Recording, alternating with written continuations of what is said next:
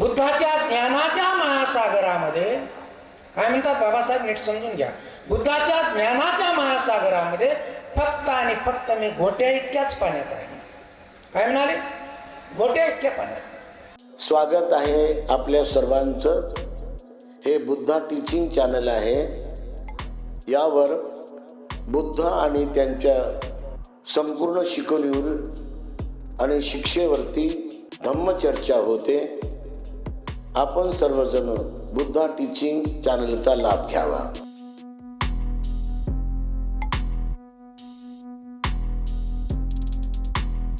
उपासक उपासिकांनो, तथागताचा धम्म समजावून घेत असताना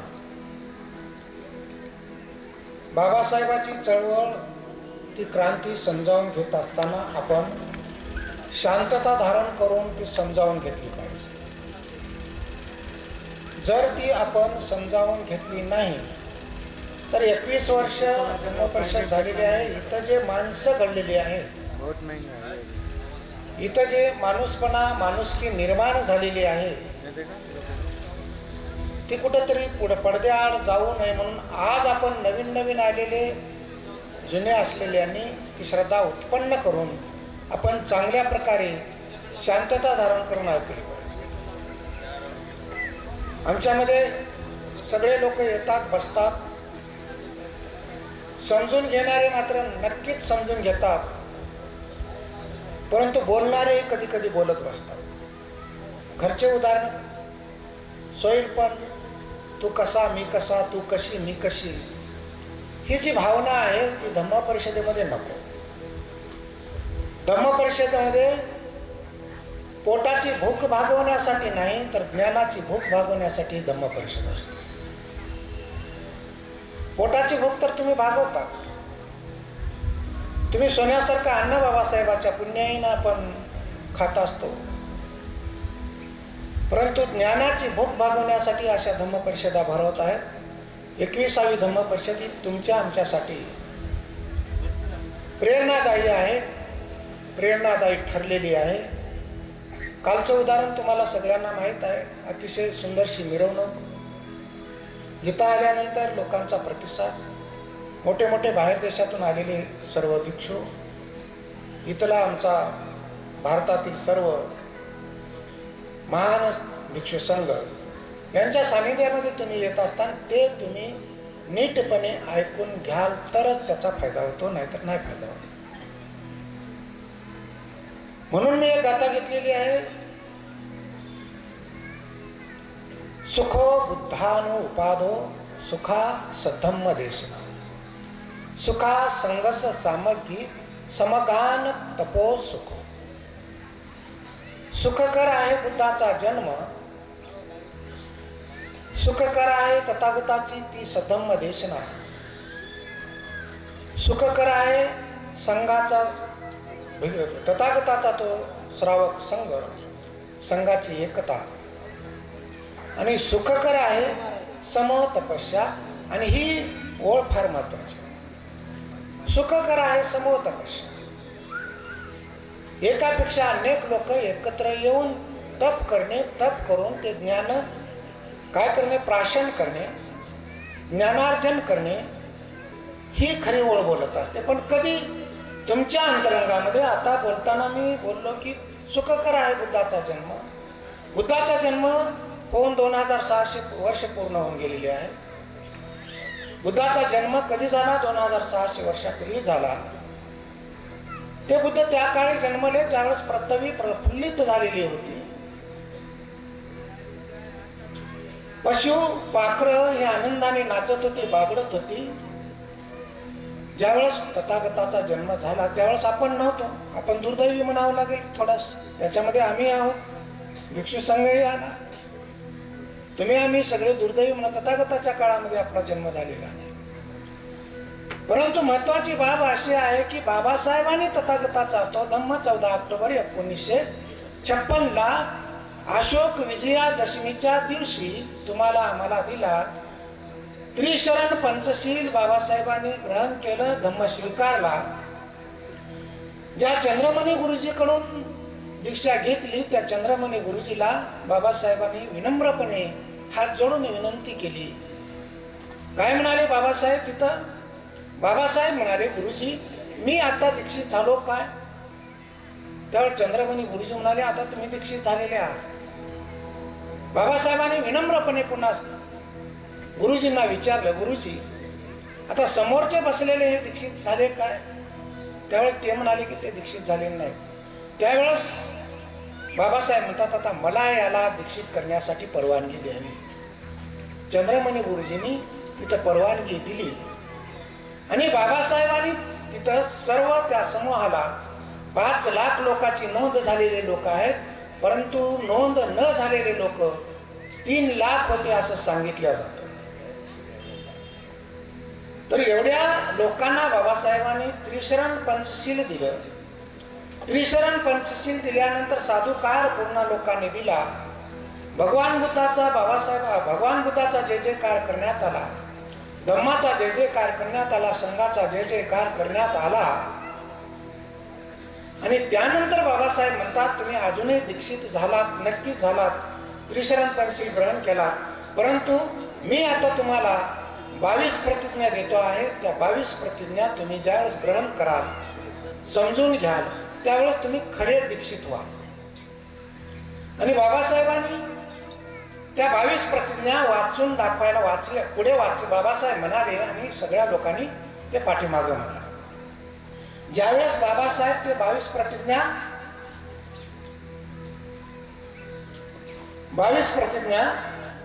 वाचत होते, त्यावेळेस बाबासाहेबांच्या डोळ्यावरती चष्मा होता. असा चष्मा त्यांनी काढला, बाजूला ठेवला आणि बाबासाहेबांनी त्या प्रतिज्ञा वाचून दाखवल्या.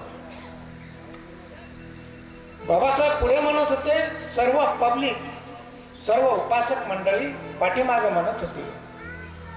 आणि 22 प्रतिज्ञा देऊन झाल्यानंतर त्या काळातल्या पत्रकारांनी बाबासाहेबांना विचारलं, बाबासाहेब तुम्ही लिहिताना डोळ्यावरती चष्मा लावता, तुम्हाला वाचायला त्रास होतो, जवळचा अक्षरही तुम्हाला दिसत नाही, परंतु तुम्ही आज चष्मा काढून 22 प्रतिज्ञा कसा काय लोकांना दिलेले आहात? हा प्रश्न विचारल्यानंतर बाबासाहेब काय म्हणतात नीट लक्षात ठेवा.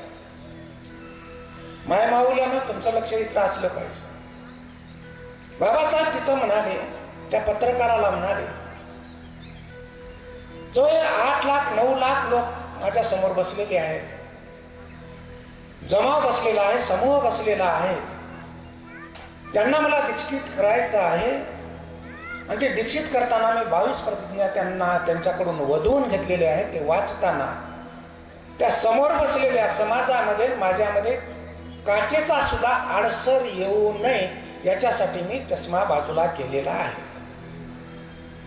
बघा, विचार करा, किती प्रेम बाबासाहेबाचं तुमच्यावरती, आमच्यावरती, किती प्रेम, किती करुणा महान होती बाबासाहेबांची.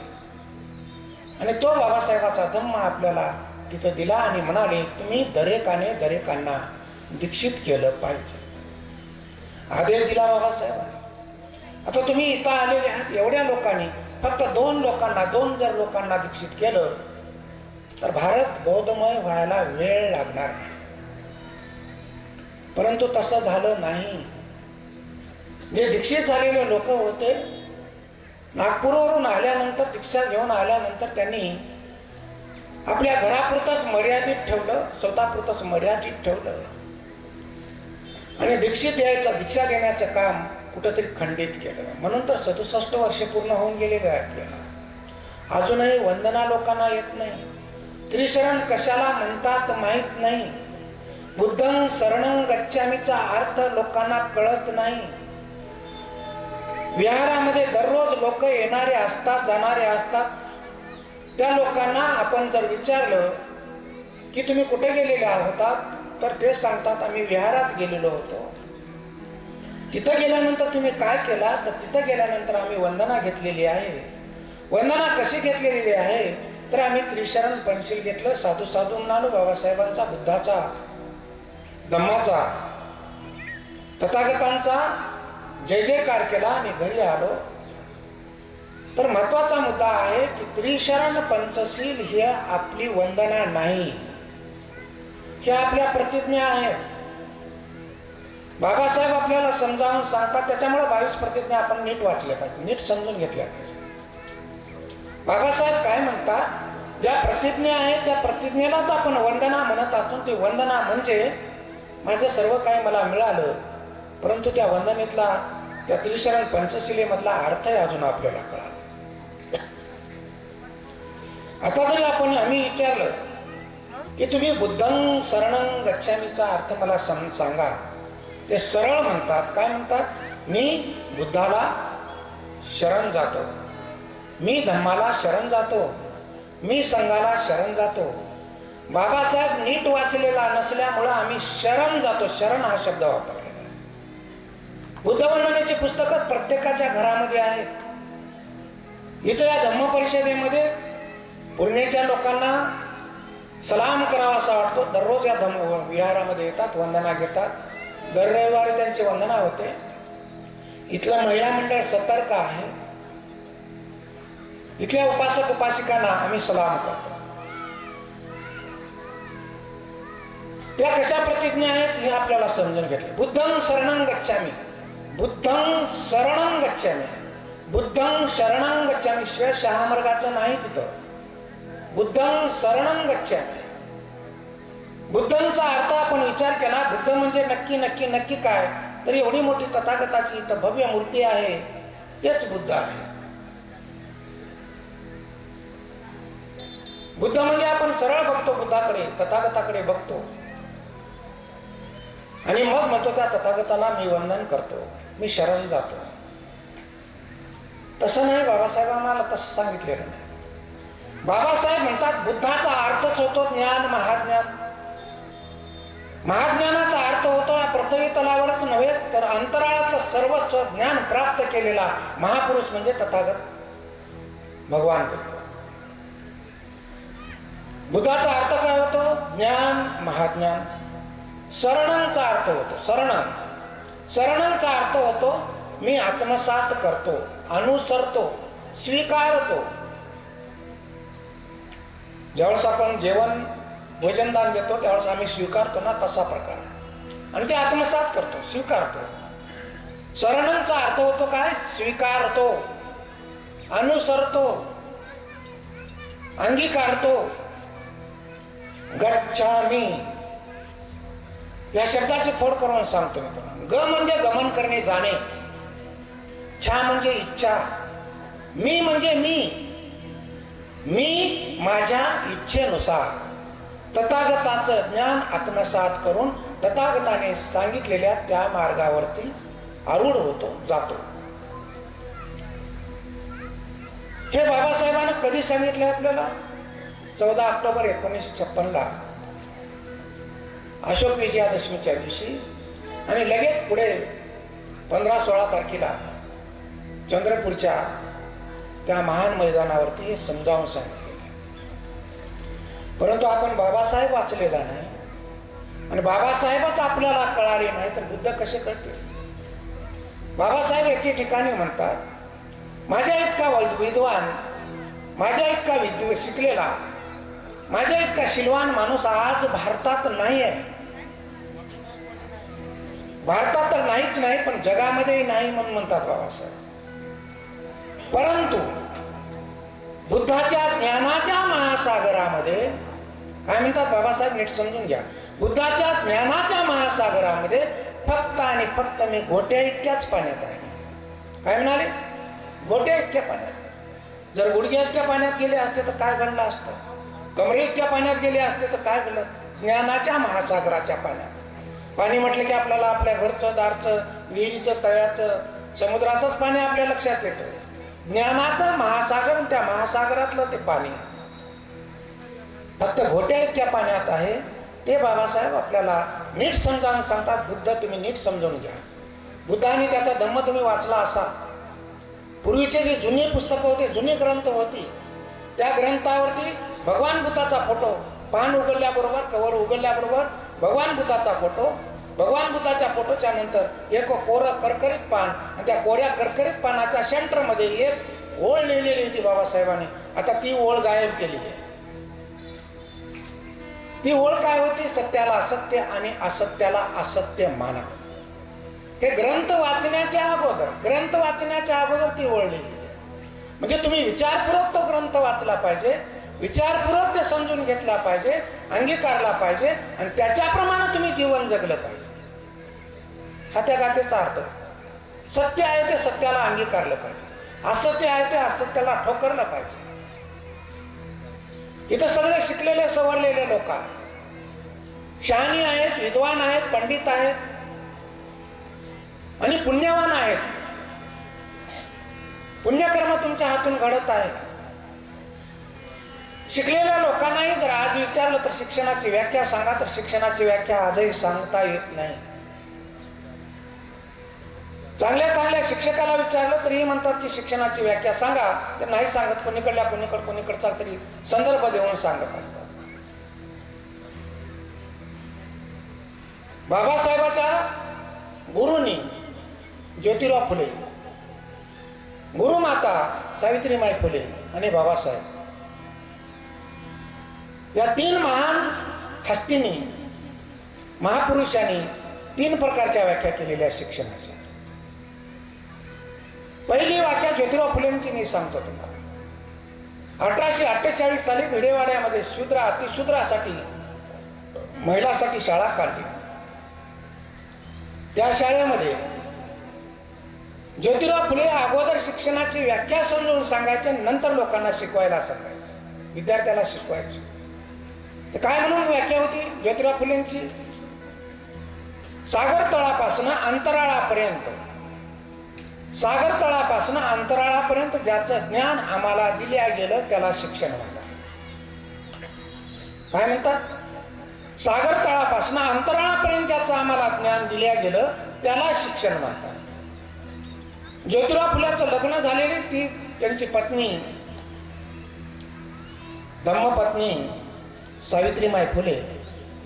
ज्योतिराव फुल्याने तिला शिकवलं, मास्तरीन केलं, हेडमास्तरीन केलं. मुलीच्या शाळेमध्ये शिकवायला जायची, दगड माती छेन आपल्या अंगावरती झेलायची, त्या शाळेमध्ये जायची. तिथं गेल्यानंतर तिनं आपल्या शाळेच्या प्रत्येक वर्गाच्या प्रवेशद्वाराच्या समोर वर्गामध्ये प्रवेश केल्याबरोबर ती व्याख्या लिहून ठेवलेली होती सावित्रीमाई फुले. ती व्याख्या नीट समजून घेतली पाहिजे आपण. सावित्रीमाई फुले ती व्याख्या सांगताना कशी सांगते? खऱ्याला खरं आणि खोट्याला खोटं म्हणायची अक्कल निर्माण करतं ते. खऱ्याला खरं आणि खोट्याला खोटं म्हणायची अक्कल निर्माण करतं ते आणि खोट्या विरुद्ध लढायला शिकवतं ते शिक्षण. नीट समजून घ्या सावित्रीमाई फुले. नवऱ्याची वेगळी व्याख्या, सावित्रीमाई फुलेची वेगळी व्याख्या. काय म्हणाली? खऱ्याला खरं आणि खोट्याला खोटं म्हणायची अक्कल निर्माण करतं ते आणि खोट्या विरुद्ध लढायला शिकवतं ते शिक्षण. आज काय परिस्थिती आहे? आम्ही मोठ्या मोठ्या पदावरती गेलेले आहोत, शिक्षण घेतलेले आहोत. बाबासाहेबांनी सांगितलं शिका, संघटित व्हा, संघर्ष करा. हा नारा घेऊन आम्ही शिकलेलो आहोत. शिक्षण घेतल्यानंतर नक्कीच अक्कल येते, शहाणे होतात, समजदार होतात, त्यांना कळतं पुढचं काय करायचं. परंतु लढाईची ताकद आमच्यामध्ये आली. आमच्यामध्ये आम्ही लढत आहोत, आमच्यामध्ये आम्ही वाद करत आहोत. मी बडा तू बडा, कोणी कुणाच्या जवळ येण्याची ताकद आमच्यामध्ये ठेवत नाही. विस्कळीत जीवन झालेलं आहे आणि विस्कळीत जीवन जर दूर करायचं असेल, सावित्रीमाई फुलेची शिक्षणाची व्याख्या आम्ही आपल्या हृदयावरती करून ठेवली. आणि विश्वरत्न बोधिसत्व परमपूज्य डॉक्टर बाबासाहेबांची एक व्याख्या आहे शिक्षणाची. डॉक्टर बाबासाहेब शिक्षणाची व्याख्या कशी समजावून सांगतात? काय म्हणतात बाबासाहेब? नुसती वहीनी पेन म्हणजे शिक्षण नाही. म्हणजे तुम्ही डिग्री घेतलात म्हणजे तुम्हाला शहाणपणा आला असं जर वाटत असेल तर चुकीचं आहे म्हणाले. काय म्हणाले बाबासाहेब? नुसती वहीनी पेन म्हणजे शिक्षण नव्हे तर बुद्धीला सत्याकडं, भावनेला माणुसकीकडं आणि या शरीराला श्रमाकडे नेण्याचा मार्ग म्हणजे शिक्षण. किती श्रम घेतो, किती भावना चांगल्या होतात आमच्या माणुसकीकडे नेण्याच्या. कुणावर आम्ही करून येणं प्रेमानं बघतो. 10 वर्षापासून, 15 वर्षापासून, 20 वर्षापासून एका जागी राहिलेले मित्र दररोज भांडून घेतात, पती पत्नी भांडून घेतात, माय लेकरं भांडून घेतात. कधी कळेल आम्हाला बुद्धाचा धर्म? ज्यावेळेस बाबासाहेब आपल्याला कळतील त्यावेळेस बुद्ध कळतील. बाबासाहेबच आपल्याला कळालेले नाही. म्हणून हे आपण केलं पाहिजे. काय केलं पाहिजे की त्याचं निरीक्षण केलं पाहिजे, चिंतन केलं पाहिजे, मनन केलं पाहिजे. याच्यासाठी ह्या धम्म परिषदा भरविण्यात येत आहे. आता तुम्ही सगळे शांत बसलेत, कोणी बोलतायत, कोणी लेकराकडे बघते, कोणी बघायला पाहिजे. लेकरू तुमचं आहे, त्याच्याकडे बघितलं पाहिजे, नक्कीच बघितलं पाहिजे. परंतु आता तुमच्यामध्ये एक जोश निर्माण करण्यासाठी, तुमच्यामध्ये उत्साह निर्माण करण्यासाठी तुम्ही नारा दिला पाहिजे. रात्री नारे दिले ना, रात्री नारे दिले, तुम्ही सगळ्यांनी नारा दिला पाहिजे. असा जोरात नारा दिला पाहिजे की हे हा आवाज आहे ना तुमचा, तो उंच उंच उंच उंच आकाशात गेला पाहिजे. लोक कमी असतील चालू. भीमा तुझ्या मताचे 5 लोक जर असते, तलवारीच्या तळ्याच्या न्यारेच टोक असते. कमी असाल पण नारा द्यायला तुमचा आवाज जास्त करा. जेवण करूनच आलोय आपण, आता उपाशी नाही. खाऊन पिऊन टम होऊन आले, नारा द्यायचा. तथागत भगवान बुद्धाचा. नाही नाही नाही, आवाज लय कमी येतो.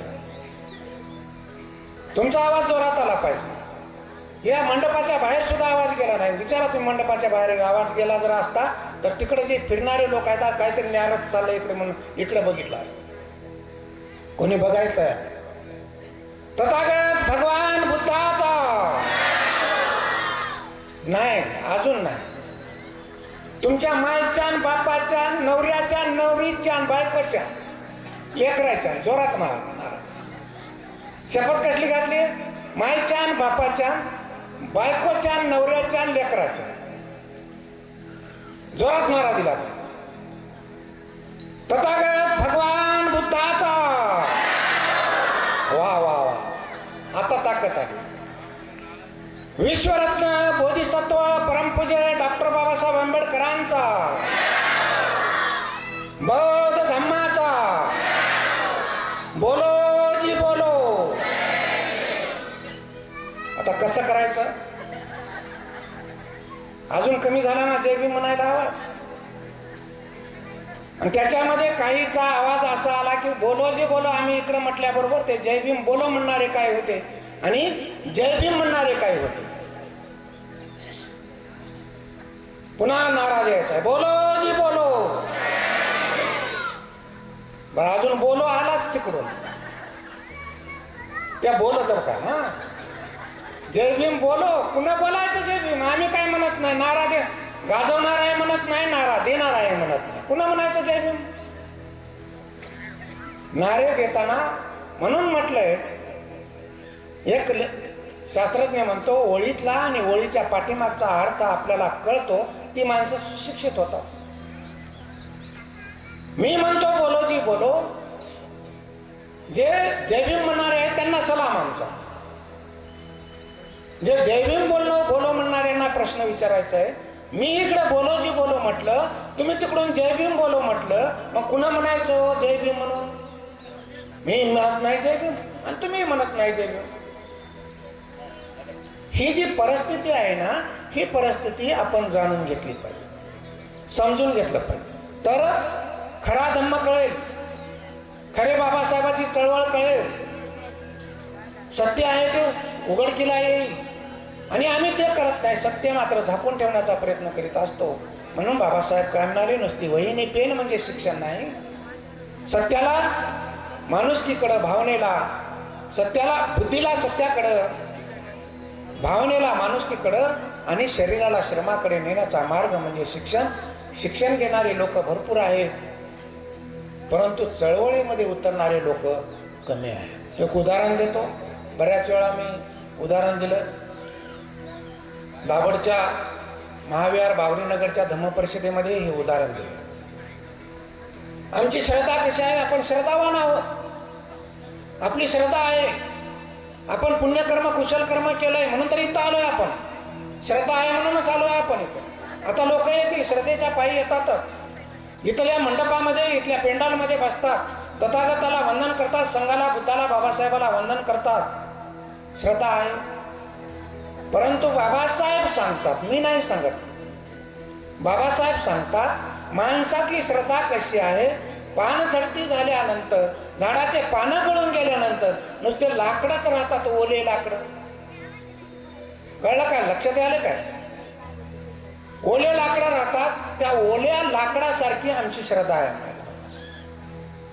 काय म्हणाले? त्या ओल्या लाकडासारखी आमची श्रद्धा आहे. कारण का? त्या ओल्या लाकडाच्या झाडाखाली कोणी जर उन्हातून माणूस आला, त्या झाडाखाली त्याला सावली मिळत नाही. कारण का? त्याला पानं नसतात. त्याला मोहर आलेला नसतो. कारण का? त्यात सुगंध घेता येत नाही, फुलं येत नाहीत. कारण का? त्या झाडाला फळं लागत नाहीत. जिथं पानं, फुलं आणि फळं राहतात त्या झाडाची सावली गार असते. त्या झाडाला फळं येतात. उन्हातानातून आलेला माणूस तिथं बसेल, त्या सावलीला बसेल. झाडाच्या सावलीला बसल्यानंतर त्याला बरं वाटल्यानंतर किती गार सावली या झाडाची आहे म्हणून म्हणेल. फुलं जर असतील तर फुलाचा सुगंध घेईल. जर फळं असतील तर त्या फळाचा स्वाद पण घेईल, चव घेईल. म्हणून श्रद्धा आमची कसली असली पाहिजे याच्यासाठी एक उदाहरण देतो तुम्हाला. काळाराम मंदिराचा सत्याग्रह चालू होता. त्याच्या अगोदर चौदार तळ्याचा सत्याग्रह होता. चौदार तळ्याचा सत्याग्रह आणि काळाराम मंदिराच्या सत्याग्रहाच्या नंतर बाबासाहेबांनी कोणताही असला सत्याग्रह केला नाही. पाणी पिण्यासाठी सत्याग्रह केलेला नाही किंवा मंदिरात जाण्यासाठी सत्याग्रह केलेला नाही. बाबा तुम्ही महाडला गेला असाल, याच्यातले बरेच लोक गेले असतील. चौदार तळ्यामध्ये एक बाबासाहेबाचा पुतळा आहे. त्या बाबासाहेबाच्या पुतळ्याच्या त्या स्तंभावरती एक ओळ लिहिलेली आहे. त्या ओळ कशी आहे? बाबासाहेबाचा बोट असं खाली तळ्यामध्ये पाण्यामध्ये दाखवलेलं आहे. आणि ते बाबासाहेबाचं बोट, बाबासाहेबाच्या बोटाकडं बघून आपण ते वाचलं पाहिजे. बाबासाहेब पाण्याकडे बघून म्हणतात, हा संघर्ष केवळ पाण्यासाठी नसून, हा संघर्ष केवळ पाण्यासाठी नसून मूलभूत हक्कासाठी हा संघर्ष आहे. ही लढाई जी मी उभी करतोय ना, ही लढाई उभी करण्यासाठी हे पाणी पिणे आमचा हेतू नाही आहे. आमचे हक्क मिळावेत हा आमचा हेतू आहे. जे मूलभूत अधिकार आहेत ते मिळावेत हा आमचा उद्देश आहे. हे का म्हणाले तिथं? तिथून काळाराम मंदिराचा सत्याग्रह, तिथे गेले. तिथे अनेक प्रकारचे बाबासाहेबांचे भाषणं झाले, कार्यकर्त्याचे भाषणं झाले. त्याच्यामध्ये स्त्रिया होत्या, पुरुष होते. त्या मोठमोठ्याने नारे देत होते. आणि किती वर्ष चालला म्हणून सांगतात तो सत्याग्रह? कमीत कमी 5 ते 6 वर्षापर्यंत तो सत्याग्रह चालला म्हणतात. परंतु दरवाजा आमच्यासाठी उघडलेला नाही. वामनदादाचं गीत आहे, गोदातिरी पडला लढला तरी भीम माझा, उघडलाच नाही काळ्या रामाचा दरवाजा. काळाच कसा उघडल आमच्यासाठी? बाबासाहेब तिथं नारे देत होते, सगळे करत होते, भाषणं होत होते. आम्ही हिंदू आहोत, आम्हाला मंदिर प्रवेश झाला पाहिजे, तुमच्या बरोबरीला बसण्याची आमची ताकद आहे, आम्ही माणसं आहोत, तुमचं रक्त आमचं रक्त वेगळं नाही आहे. त्याच्यासाठी मी तुम्हाला विनम्रपणे सांगू इच्छितोय, आमचे हक्क आम्हाला बहाल करा, आम्हाला मंदिरात प्रवेश द्या. त्यावेळेस एक घटना घडली, अतिशय वाईट घटना घडली. तिथल्या लोकांनी षडयंत्र केलं आणि वरच्या मजल्यावरती त्यांनी दगड गोळा करून ठेवले. आणि ज्या दिवशी बाबासाहेब तिथं गेले त्यावेळेस असे भाषणं व्हायला लागले, नारे द्यायला लागले. त्यावेळेस अचानक दगडाचा वर्षाव त्यांच्यावरती पडला, दगडाचा मारा पडायला लागला. आणि दगडाचा मारा पडत असताना सगळ्या कार्यकर्त्याला वाटलं की बाबासाहेबाला हा मार लागू नये, दगडाचा, बाबासाहेबाला दगडाचा मार लागू नये म्हणून आपल्या देहाची छत्री केली बाबासाहेबावरती. अशी आम्हाला मार लागला तरी चालेल पण बाबासाहेबांना मार लागू नये. देहाची छत्री केली, देहाची छत्री करून प्रत्येक जण बाबासाहेबांना मार लागू नये याच्यासाठी जपत होता. अनेक लोक जखमी झाले, कुणाचं डोकं फुटलं, कुणाच्या पाठीत मार लागला, जे जे काय व्हायचं ते होत होतं. परंतु त्याच्यामध्ये एक 21 वर्षाचा तरुण मुलगा होता. त्या मुलाचं नाव काशीनाथ गायकवाड. तो काशीनाथ गायकवाड बाबासाहेबावरती माराला दगडाचा मारा पडू नये म्हणून जिकडून दगडाचा वर्षाव होत होता त्याच्याकडे पाठ करून तो बाबासाहेबाला मार लागू नये म्हणून उभा राहिलेला होता. पाठीवरती दगडाचा मारा चालू होता आणि एक अचानक दगड आला आणि पाठच्या मागच्या मेंदूला लागला. फटका जोरात बसला. तो मुलगा जाग्यावरती बेशुद्ध पडला. लोक भांबावली, जिकडं तिकडं पांगली आणि त्या मुलाला उचलून त्यांनी दवाखान्यामध्ये नेलं. दवाखान्यामध्ये नेल्यानंतर तो मुलगा फक्त 4 तास राहिला. किती तास? 4 तास. 4 तासाच्या नंतर त्या मुलाचा मृत्यू झाला. 21 वर्षाचा तरुण होता. बाबासाहेबाच्या आंदोलनामध्ये, बाबासाहेबाच्या चळवळीमध्ये सामील करण्यासाठी त्याच्या आईनं, त्याच्या नातेवाईकानं त्याला सांगितलं होतं, बाबासाहेबाच्या चळवळी जा, तुझं काम ते बाबासाहेबासोबत राहून करायचं आहे. तो मुलगा सामील झालेला होता. मार लागला, दवाखान्यात नेलं. 4 तासाच्या नंतर त्याचा मृत्यू झाला. गंमत अशी होती, गंभीर प्रश्न असा होता, ज्यावेळेस तो मुलगा मेला त्याला भाऊही नव्हता आणि बहीणही नव्हती. तो 7 वर्षाचा असताना त्याचा बाप मेलेला होता. नीट समजून घ्या मायमाऊल्या. ज्यावेळेस तो मेला त्याला बहीण नव्हती, भाऊ नव्हता. तो 7 वर्षाचा असताना त्याचा बाप वारलेला होता.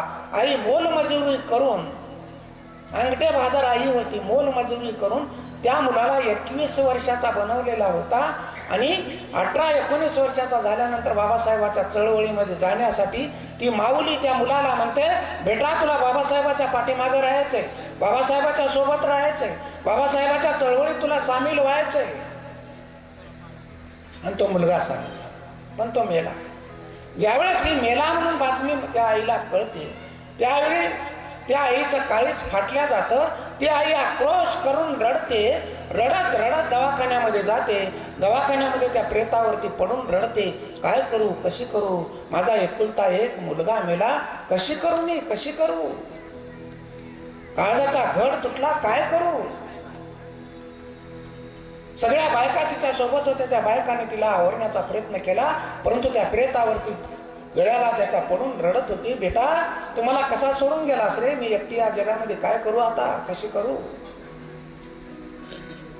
कशानं माझं समाधान होईल, कसा माझा मुलगा परत येईल, काय करू मी. दवाखान्यातून प्रेत घरी आणलं.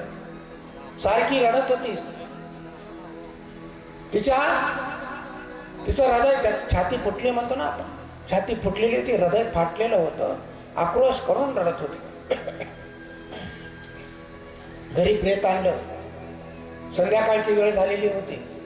काही लोक म्हणायला लागले, काही याचे नातेवाईक येतील, त्याच्यासाठी आजची रात्र याला ठेवून द्या. पण कार्यकर्त्यांनी विचार केला, ही आई घडीघडीला बेशुद्ध पडते आहे, रडते आहे, जर रात्रीतून काही झालं तर. या आईला मुलगा गेला, त्याच्या पाठोपाठ ही आई पण जाईल, याच्या भीतीपोटी ते प्रेत त्यांनी उचललं, दफन केले. दफन करून येऊन त्या आईला घरी सोडलं आणि ज्याच्या त्याच्या घरी गेले. परंतु काही लोक तिथं बसले या आईला सांभाळण्यासाठी, काही महिला तिथं बसल्या त्या आईला सांभाळण्यासाठी, तिची समजूत घालण्यासाठी. बाबासाहेबाला खबर गेली तो मुलगा मेलाय म्हणून. बाबासाहेबाचं हृदय असं कापलं, चर्रकन असं झालं. बाबासाहेबाचा काळ झाला. म्हणाले काय करायचं आता, त्या आईची समजूत घालावी लागेल म्हणून कार्यकर्त्याला बाबासाहेबांनी बोलून घेतलं आणि म्हणाले, आपल्याला उद्या सकाळी त्या आईकडे जायचे, तिची समजूत घालायची.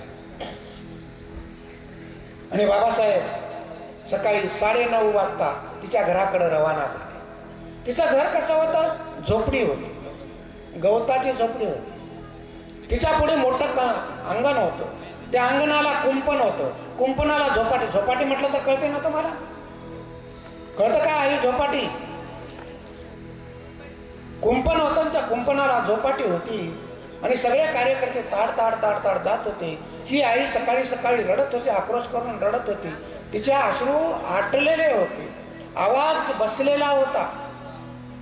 महिला समजावून सांगत होत्या, अगं किती रडशील तू, काय करणार आहेस रडून, तुझ्या हातातून निघून गेलंय बाळ, आता काय करतेस, तुझ्या तरी जीवाला बघ. ती म्हणत होती, मी राहून तरी काय करू, कशी करू. तिची तगमग, तिची वेदना, तिची तळमळ सगळ्या बायका बघून बायकाही रडत होत्या. जे कोणी लोक बसलेले होते, उपासक मंडळी बसलेले होते, तेही रडत होते. अचानक तिची नजर बाबासाहेबाकडे गेली. कारण का, बाबासाहेब आतमध्ये प्रवेश करताना झोपाटी एका कार्यकर्त्यानं उघडली आणि बाबासाहेबांनी आतमध्ये प्रवेश केल्याबरोबर ही गर्भगळीत झालेली आई, तिच्या हातापायातली ताकद एकदम गळून गेलेली, तिची ताकद बाबासाहेबाकडे बघितल्यानंतर कुठली ताकद आली माहित नाही. ताडकन उठली जाग्यावर आणि ताड ताड ताड ताड बाबासाहेबाकडे निघाली.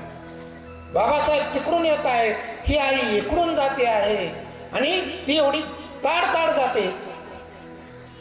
त्यावेळेस कार्यकर्त्याला वाटतं, कार्यकर्ते त्या आईला म्हणतात की आई थांब थांब थांब, बाबासाहेब तुझ्याकडेच येत आहेत.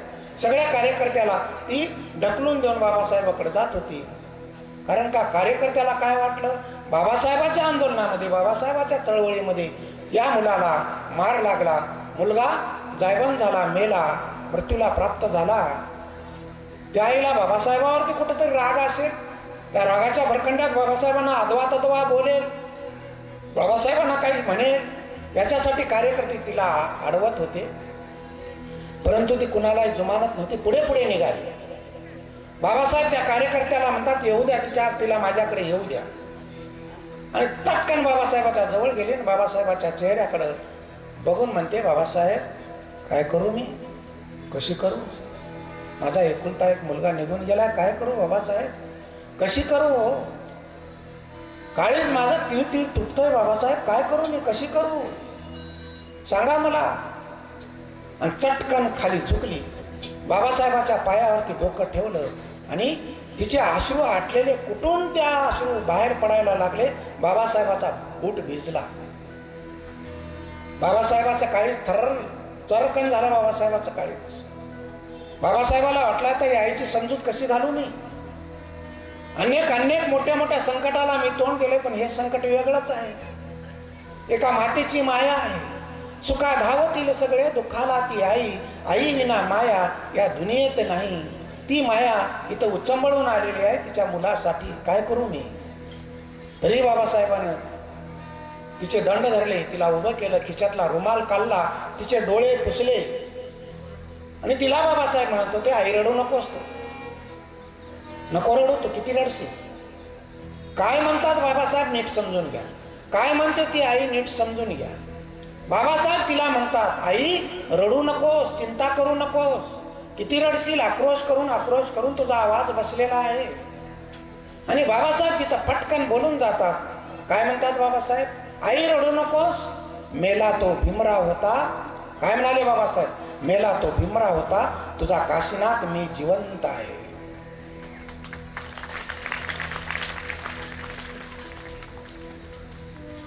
हास्य शब्द बाबासाहेबाच्या तोंडातून बाहेर पडल्याबरोबर बाबासाहेबांना असं दंड धरलेले होते. बाबासाहेब तिला म्हणतात, मेला तो भीमराव होता, तुझा काशीनाथ मी जिवंत आहे. हास्य शब्द बाबासाहेबाच्या तोंडातून बाहेर पडल्याबरोबर बाबासाहेबांनी दंड धरलेला होता तो सोडून घेतली. 4 पावलं मागे गेली ती आई आणि 4 पावलं मागे जाऊन बाबासाहेबाकडे बघून ती म्हणते, आई ती माता बाबासाहेबाकडे बघून म्हणते, काय म्हणते नीट समजून घ्या. बाबासाहेब असं नका हो बोलू, बाबासाहेब असं नका बोलू, तुम्ही नका बोलू. मी का रडते माहित आहे तुम्हाला, बाबासाहेब मी का रडते माहित आहे का तुम्हाला. माझा एकुलता एक मुलगा मेला याच्यासाठी मी रडत नाही. अंगठे बादर होती, शिक्षणाचा गंध नव्हता. काय म्हणते ती माता, ती माऊली बाबासाहेबांना म्हणते, बाबासाहेब असं नका बोलू, तुम्ही असं नका हो बोलू. माझा एकुलता एक मुलगा मेला याच्यासाठी मी रडत नाही. तुमच्या आंदोलनामध्ये, तुमच्या चळवळीमध्ये सामील करण्यासाठी माझ्याकडे दुसरा मुलगा नाही याच्यासाठी रडते.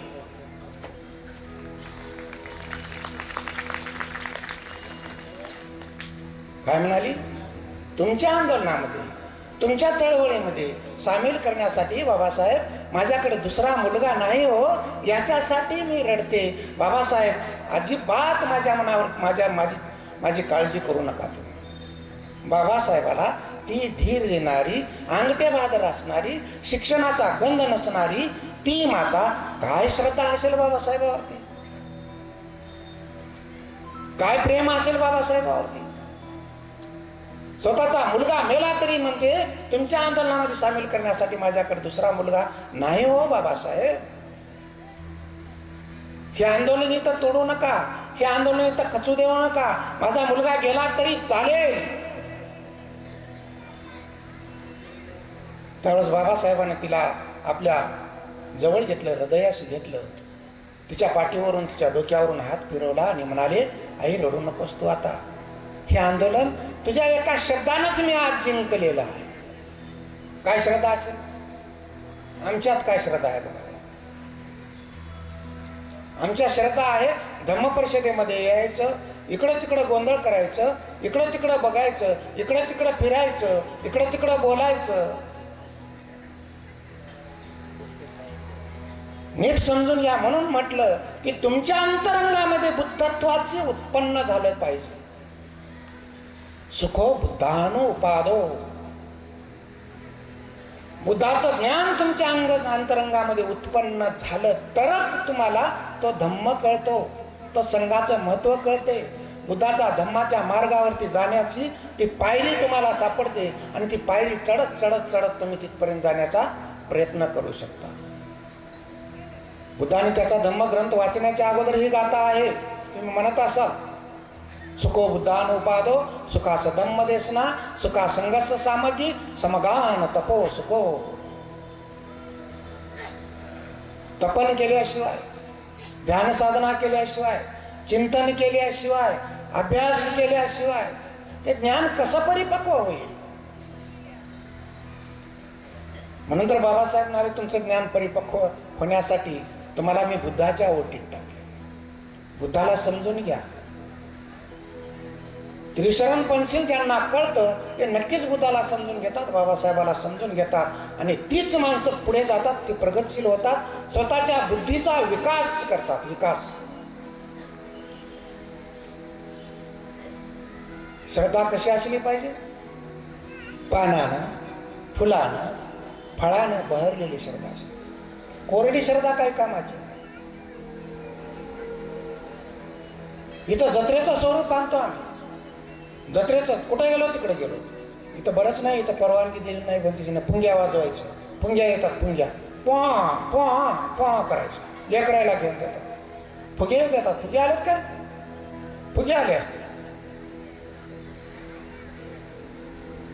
म्हणजे आमचं लेकरू फुग्यासारखं फुगावं फुगावं आणि कुणीकडे उडत जावं, पटकन त्याचा भार व्हावा. आमचं लेकरू पुंग्याच वाजवीत फिरावं अभ्यासामध्ये.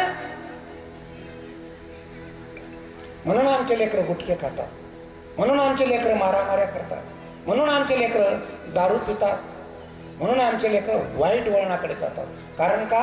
त्या घरातल्या माणसाला, त्याच्या आईवडिलाला ते बुद्धाचे सुसंस्कार त्या मुलापर्यंत पोहोचवायचं कामच करता येत नाही. कारण का? तो धम्मच त्यांना कळालेला नाही. ते ज्ञानाचं काय म्हणतो त्याला परिमार्जन आपण करत नाही. म्हणून ती मुलं आमचे काय झालेत आता बघा ना. तुम्हाला वाटते का माझा मुलगा BA झाला, MA झाला, PhD जरी झाला तर नोकरी आहे? नोकरी आहेत असं वाटते का? भेटतील का नोकरी आपल्याला? काय चालू आहे तिकडे? तिकडे परिस्थिती भयंकर आहे. आम्ही नुसतं मजा करण्यामध्येच आहोत. आम्ही इतके श्रीमंत आहोत, इतके श्रीमंत आहोत. तुम्ही म्हणता गरीब आहोत, फार गरीब आहोत म्हणता. आम्ही इतके श्रीमंत आहोत. 2 वर्ष 17 दिवस का 19 दिवस काय होता? कोरोना होता. कोरोना माहित आहे ना? घराच्या बाहेर न निघता पोटभर खाऊन झोपलेले माणसं होतात. इतके श्रीमंत होते. कोणालाही कमी पडलं नाही. घरात असतानाही आम्ही ते सीधा मागायला गेलोच, पाकिट मागायला गेलोच. इतका श्रीमंत करून ठेवलेला आहे आपल्याला बाबासाहेबांना. मग त्याच्यासाठी श्रीमंती कशाची? पैशाची श्रीमंती, पण ज्ञानाची श्रीमंती आपण घेतली पाहिजे. आणि त्या ज्ञानाच्या श्रीमंतीच्या बळावर आम्ही आमचं अस्तित्व निर्माण केलं पाहिजे. आमचं अस्तित्व जर आम्ही निर्माण करू शकत नाही तर आम्ही माणसात गिनती होत नाही. म्हणून बाबासाहेबांची व्याख्या तुम्हाला सांगितली, नुसती वहीने पेन म्हणजे शिक्षण नव्हे, तर बुद्धीला सत्याकडे, भावनेला माणुसकीकडे आणि शरीराला, या शरीराला श्रमाकडे नेण्याचा मार्ग म्हणजे शिक्षण. हे ज्यांना कळतं ते इमानी इतबारी चळवळीमध्ये सामील होतात. चळवळ बाबासाहेबांची, आंदोलन बाबासाहेबांचं. ते आंदोलन आपल्याला समजलं नाही. आम्ही जयंती करतो, जयंतीच्या दिवशी डीजे वाजल्याशिवाय आमचा जयंती होत नाही. पूर्वीच्या काळामध्ये डीजे नव्हते, मग बाजे असायचे, त्याच्यावरही नाचता येतं ना. डीजे वाजवायचे. अनेक लोकांचे हृदय असे हेलावून जाणारा तसा डीजे आम्ही लावत असतो. 50,000, 60,000, 1-1 लाख, 1.5 लाख. मी देगलूरला होतो.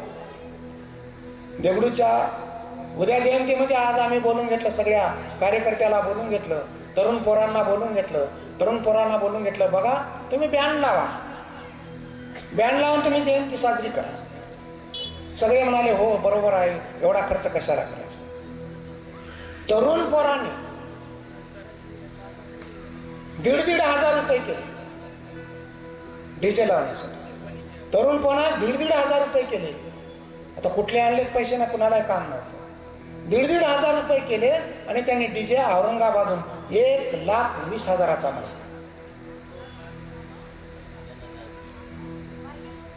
नुसतं नाचण्यासाठी. बाबासाहेब म्हणतात, नाचू नका रे, वाचून शहाणे व्हा. वाचाल तर वाचाल, नाहीतर खचाल. आणि आम्ही खचत चाललोय. प्रत्येकाकडे संविधान आहे म्हणून सांगतात.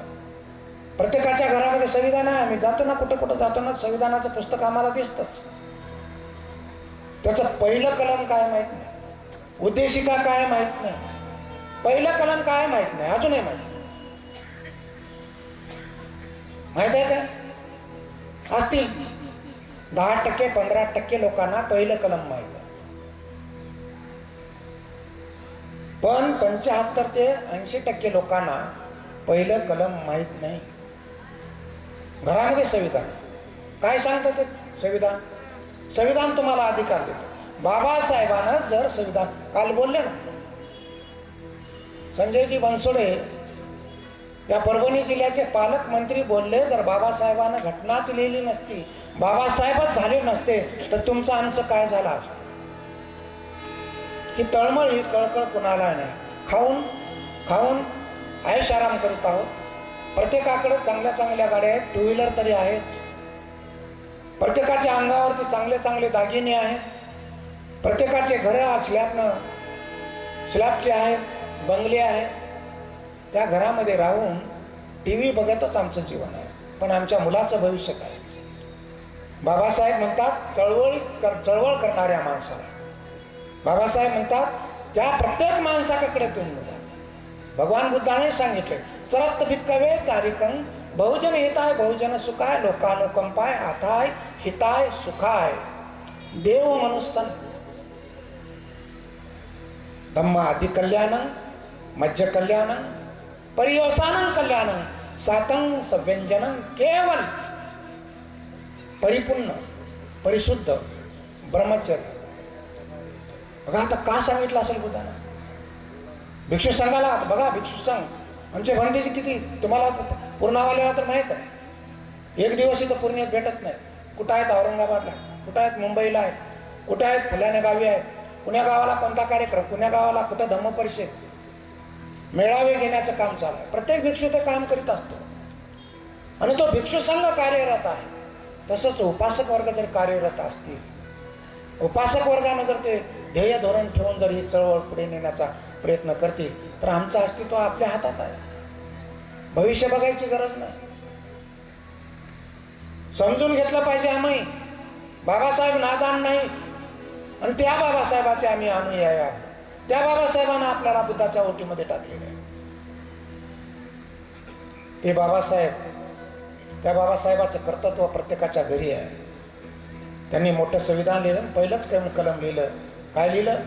या देशाचं नाव हिंदुस्थान आहे. India that is Bharat. मी गेल्यानंतर आमचा अडाणी माणूस आहे, अजून शिकला सवरलेला नाही, हे उद्धटपणे वागणारे लोक या देशाचं नाव काय ठेवतील? हिंदुस्थान ठेवतील. म्हणून बाबासाहेबांना आधीच पक्की मेक मारून ठेव. त्या बाबासाहेबाचे अनुयायी घरी आपल्याकडे संविधान आहे. एक एक कलम तुमच्या लक्षात आलं पाहिजे. एक एक कलम तुम्ही तुमचे अधिकार, मूलभूत अधिकार जाणून घेण्यासाठी तुम्ही त्याला प्रयत्न केले पाहिजे. बाबासाहेबाला फार त्रास झाला हे करताना. म्हणून बाबासाहेब एके ठिकाणी म्हणाले, काय म्हणाले? मी फार कष्ट करून त्रासातून हा गाडा, हा रथ मी इथपर्यंत आणून सोडलेला आहे, इथपर्यंत आलेला आणून सोडलेला आहे. मी ओढला, एकट्यानं ओढलाय तुमच्या सहकार्याने, परंतु हा रथ इथंच थांबून ठेवा. ज्यांना पुढे नेता येईल त्यांनी पुढे न्यायचं आहे. जर नेता येत नसेल तर इथंच ठेवा. पाठीमागच्या बाजूला काय लावा? मोठे मोठे दगड लावा. तो रथ पाठीमागं जाता कामा नाही. परंतु आम्ही काय करतो? रथ पाठीमागे ओढण्याचा प्रयत्न करीत असतो. बाबासाहेबांना नको म्हटलं ते करीत असतो, म्हणजे रथ पाठीमागे नेणे. बाबासाहेबांना त्रिशरण पंचशील घेतल्याशिवाय तुमच्या अंतरंगामध्ये ते काय प्रकाशमान तुमचा अंतरंग झाल्याशिवाय पुढची वंदना करता येत नाही. धम्मपरिषद सुरू झाल्याबरोबर तिथं बुद्धाला आम्ही पुष्पपूजा, धूपपूजा, दीपपूजा केली. त्याच्यानंतर इथं बसून सगळ्यांना आम्ही त्रिशरण पंचशील, आपण प्रदान केलेलं त्रिशरण पंचशील ग्रहण केलेलं आहे. पहिल्यांदा त्रिशरण पंचशील होते आणि त्याच्यानंतर बुद्धवंदना, धम्मवंदना, संघवंदना होत असते. काही लोक असे आहेत की भगवान बुद्धाला हार घालतात, बाबासाहेबाला हार घालतात. मी म्हणतो, आमच्या गुरुजीची शिकवण आहे, गुरुजी सुद्धा म्हणतात माझी लायकी नाही बाबासाहेबाला हार घालायची. समजून घ्या, नीट समजून घ्या शब्द.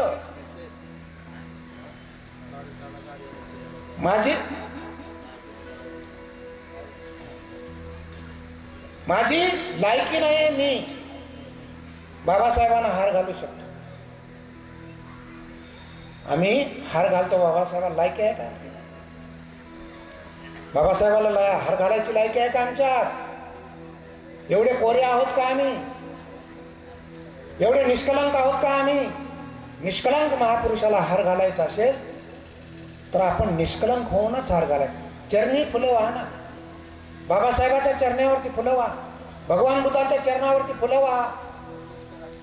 परंतु करतो आम्ही एक, भावनिक होतो.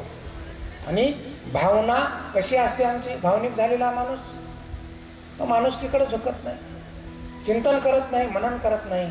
याच्यासाठी आपण ते चिंतन करावं, मनन करावं. याच्यासाठी मी थोडंसं तुमच्या मनाला, तुमच्या हृदयाला कठोर लागलं तरी चालेल. बाबासाहेबांनी कुठं ॲडजस्टमेंट केलेली नाही. कठोरच्या जागी कठोरच, प्रेमाच्या जागी प्रेमाचं, करुणेच्या जागी करुणेनंच बाबासाहेबांना आपल्याला समजावून सांगितलेलं आहे. त्याच्यासाठी मी जे काही ते तुम्हाला सांगितलेलं आहे ते नीट समजून घेऊन, ती श्रद्धा मनात बाळगून हे कार्य पूर्ण करण्यासाठी आपण सर्वांनी एकमत होऊन, एका विचारानं राहून, एकनिष्ठ राहून जर आपण पुढे जाण्याचा प्रयत्न केला तर या धम्म परिषदेचं महत्त्व आपण लोकांपर्यंत पोहोचवण्याचं काम करीत असतो. आणि ते तुम्ही केलं पाहिजे एवढी अपेक्षा करतो. सर्वाप्रती मंगल भावना, मंगल मैत्री, मंगल कामना व्यक्त करतो. साधू साधू साधू. बुद्धं नमामि, बुद्ध को नमन करता हूँ. धम्मं नमामि,